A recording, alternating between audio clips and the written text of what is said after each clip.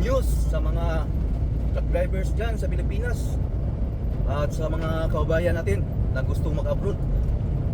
Maghintay-hintay lang kayo. Pagkatapos ng digmaan, maraming trabaho dyan sa Middle East.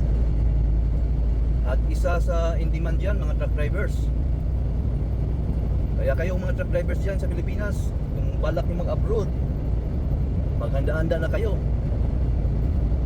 Kumuha na kayo ng mga passport sa kayong mga kailanganin sa pag-abroad. Sigurado yan, sigurado yan.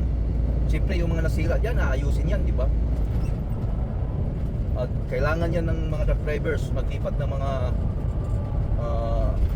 construction supply, mga materialis. At kailangan rin ng mga construction workers, di ba? Yung mga carpenter, mga mason. Kaya maraming trabaho dyan. At medyo matagal-tagal yan. Kasi malaki yung damage. Yeah? Kaya kung bala kayong mag-abroad, maghanda-handa na kayo. Yung mga may balak na maging truck driver, may mga training center naman dyan, di ba?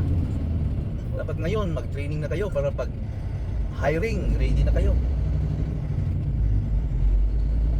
Kahit isipin nyo, common sense, sigurado talaga hindi nila kaya yon gawin doon. Kailangan nila yung mga Pilipino. Maraming kailanganin ng Pilipino dyan. OFW.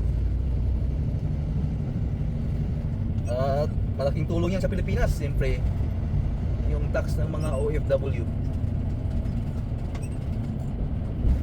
Okay guys, good luck. Basta balak nyo mag-abroad, hintay-hintay lang kayo. Maraming trabaho dyan.